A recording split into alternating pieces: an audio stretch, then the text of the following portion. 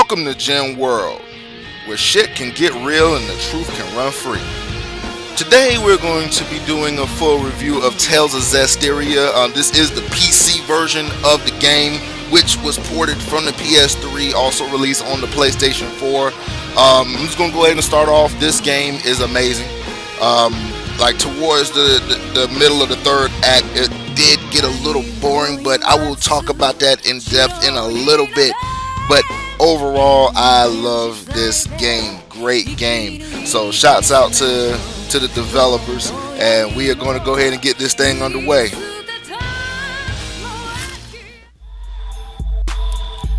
All right. So first thing I do want to go ahead and touch on, I guess, the graphics of the game. Graphic wise, the game is beautiful at points. When you're in the towns, in battles, that's the two times when I say that the game just has the most polish.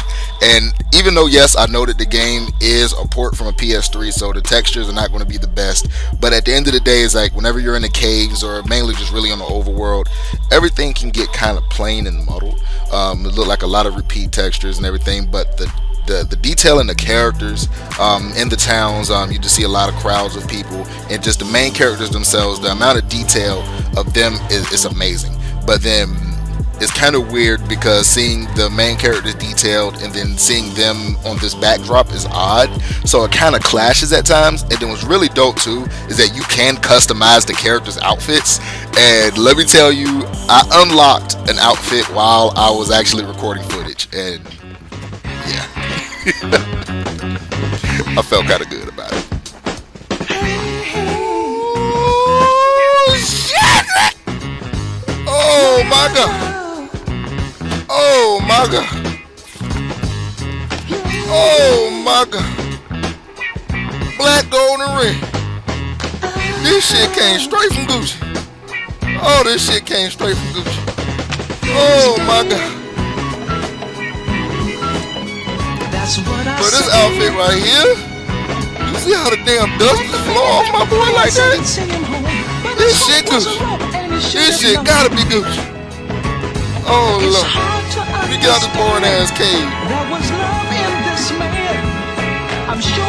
Get out this boring ass cave. I wanna see how this shit look like against the backdrop of the sun itself. Oh Lord. Kanye West. Can't design this shit, can you, boy? Oh my god. I want to zoom in close. So you know I had to put the afro on my boy, man, because you know they ain't got nothing else for me to throw for my struggle. But this outfit against the backdrop of that afro looking smooth. I don't even want to. But as you can tell, the customization aspect of the characters is one really dope thing about this game. I really love it. I put cats on everybody else's head just because I could. They were there as an option, and I love that. That was awesome. I had a lot of fun messing around with that. But yeah, that's how I feel about it. If I had to grade the graphics on them on their own, I would have to probably give it a 7 out of 10. Just like I said, the balancing of everything is a little off, but at the end of the day, it all works. Alright, now let's go ahead and get into this gameplay where Tales, just the entire Tales series has shined, just for me personally. I will say this, there is so much that can be done with the combat alone in this that it is just, it's almost too much. Mainly just because it feels like you can tailor your gameplay style towards any Tales game that's been like your favorite. Like me personally, I feel Tales of Grace's F, which was originally released on the Wii in Japan, but was remastered for the PS3 as Tales of Grace's F. That was one of my favorite combat systems in an RPG in a long time. Sidestepping. If you're a fan of Tales, you understand sidestepping is a big thing. And it allows you to do that in this, and then with the battle options, I can't think of the actual name of it right now. Doing this thing one take, let's get it. But at the end of the day, yeah, with the battle options, it basically allows you to go through in the system and customize these things you can do, and you get these points by finding vista points in the game. Basically, at certain points, you can actually just automatically accrue these points just by walking around for a certain amount of time. It's awesome. and you're allowed to use these points to set certain things where you can actually have your character take bigger steps forward as you're blocking. You can have it to where if you actually perform certain things in battle, you can knock points off that's required to pull off the mystic arts, and it's just it's so dope that you can set that up. And just when it comes to the actual battle system itself, it is just so finely tuned. If you want to come in and just snap off combos and then switch into the armatization, which I was going to get to in a minute, you can do that. Like it can be set to however you want to play. Now let's go ahead and get into this armatization. That is a very good addition to the combat system. Will it stay around? I don't think it will, because it's really tailored to the story specifically. But at the end of the day, it was a very good change of pace, because it allows you to combine with the seraphim, which are the other spirits that are in this game that normal humans can't see. Yeah, you are able to see them, and you're able to use them in battle. You have wind, you have earth, you have water, you have fire. You can combine with them to basically get these overpowered suits that just allows you to destroy everything in front of you. It can get very, very powerful and overpowered almost if you actually spend your time leveling up your character. It's just doing everything that you can to just become a straight beast in the streets. You can just go in, snap up your enemies, and do work. Now, the only problem I can say that I had when it comes to the gameplay is this damn camera. This camera is your worst enemy at certain points, because you cannot just have it follow you. It'll follow whatever enemy you're locked onto. And that is problematic, mainly because you can be stuck in a corner. The enemy is right on top of you, and you can't see what you're doing half of the time if this happens to you. There is no fix for it. It's just how the game was designed. Like I said, it's not game breaking. It's just more of an annoyance, but the issue is there. So I'm going to say what it is. It's the truth. But at the end of the day, the combat, very fun. Gameplay, very fun. I love it. It's probably one of the best aspects of the game, in my personal opinion. Now let's get to the thing that I say is a part of the sandwich. You got the graphics, then you got the story, then I say the meat of a good game sandwich is always the gameplay. That is where just the best content of the game is supposed to shine. But when it comes to the other piece of the bread, which is the story, this is what holds it together. Because if you have good gameplay, you do want to have a point to have that happening. So with the story on this, it is, I would say, it's not original, but it takes a formula and it does good things with the formula. You have your kid, which is from a really secluded area, and this area is full of the seraphim, which are the spirits, and they live there. They live in peace. Everything is fine, or as it shows at the beginning.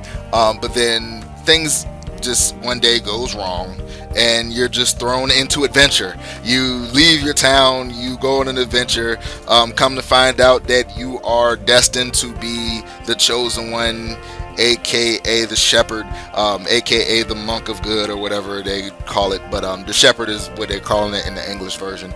And at the end of the day, it is all run of the mill, but it's just done in a great way. All of the characters are great. All of the characters are funny. There are some times in this where you would think like some jokes will come off corny as hell, but I still found myself laughing. It was very great time. Now, on the flip side of this, the story can get dark at points. That is one thing I will say. Like, there are literally some parts where I was just like, God damn, was that necessary? But it was necessary for the plot, because I would say it took the Tales series to places I haven't really seen. Like, I've seen the story get dark at certain points in the Tales history, but this was just downright just disturbing at some parts, especially when they showed the reasons for why the main villain is the way he is and how he got there. There are some very good twists, very good revelations for the main characters. Their motivations for doing everything is very good.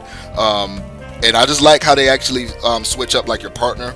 on how it works. Like you think that this one person is your main partner for the game, but they're not, and then they switch it up, and it's very nice how they do that story arc there. But I would say everything does wrap up nicely, in my personal opinion. The ending gets very emotional. I'm not going to spoil anything, but everything wraps up nicely. Especially if you do the side quests, make sure everything is done there. You get a better fulfillment of what goes on there. So I would say, yeah, the story is very good. Not original by any means, but at the end of the day, it works. It ties together everything. It even gives you a reason for why the armatization is there. So at the end of the day, the story is, in my personal opinion, very good for the Tales series. Very welcome addition to the series. And oh yeah, and one more thing I did forget about. There is the story arc that is dealing with Elixir, which is normally a big thing in RPGs. They literally flip it on its head, basically saying that Elixir is this ancient like mixture that gives you life, but it is not a common item in this world. You cannot even buy elixir in stores in this game. Like, you can only find it in certain caves. You find it out in the wild, and they literally make it a very important story arc for a really crazy reveal down the line. More towards, like, I say, like the middle beginning of the game, but it is an awesome flip on its head of just that item. Everyone loves elixir. Everyone knows what elixir is, especially if you're just a fan of JRPGs in general. It's one of those things, but that's just an awesome thing. So kudos to the guys for throwing that in there. That was an awesome thing. Okay, so I guess I'm just going to go ahead and touch on some of the negatives, just overall with the game that bothered me. The first thing is just the open world aspect. I believe they were too ambitious, because the running from one side of the world and then to the other side of the world is sometimes mandatory. They literally force you to do this towards the end of the game, to collect these iris gems or memory gems in other areas of the world. And they force you to run from one side of the world to the other side. And doing so is one of the most annoying things I've ever encountered. It literally caused, like, just like I used in this review, I had to use the holy bottles, because at certain points where I was just randomly getting into battles with these lower level enemies, and it was just annoying because it was just, I get out of a battle, bow, right back into one, bow, done, bow, right back into another one. And it was just so annoying to deal with it, and it was tiresome. So, but thank God that they had it to where, like, at certain points you can use the travel, but it would lock down sometimes, and you could not use the travel between worlds. They would force you to use the open world and run across from one side to another. Honestly, that was really the only downside I had, and that was just the point to where the game just got boring for me for a while. But at the end of the day, it wrapped up. It made sense because you're supposed to be, like, just traveling the world and seeing everything, as a shepherd. So you want to just make sure that you're seeing everything, making sure everybody's good, wrapping up these stories before the end game, which it concludes in a very epic way. It's just fucking amazing. But that's neither here nor there at this point. That's really my only negative for the game. Aside from that, I love this game. I recommend it. Please, we need to support this game. And my main reason I say that is, especially on PC, because the Japanese companies, Namco, Bandai, we are seeing more localization of JRPGs.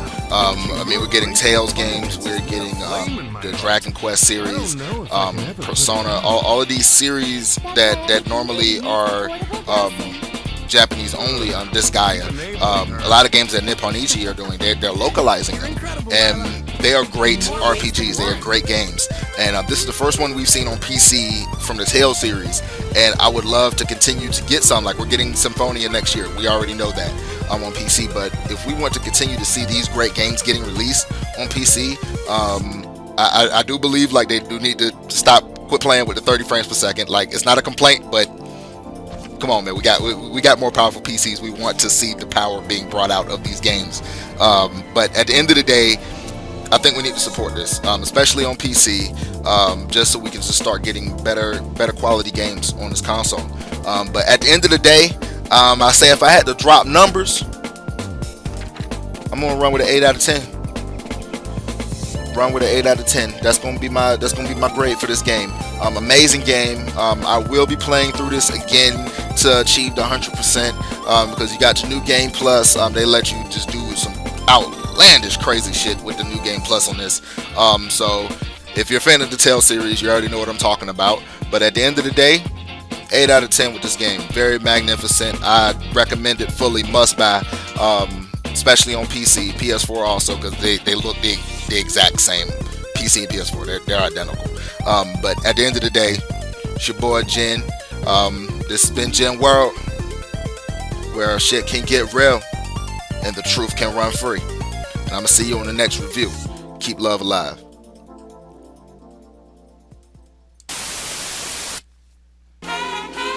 Oh man, thank y'all so much for rocking with your boy today, man. This review was a long time coming for me, man. I sped through this game with the quick fast. But that's neither here nor there, man.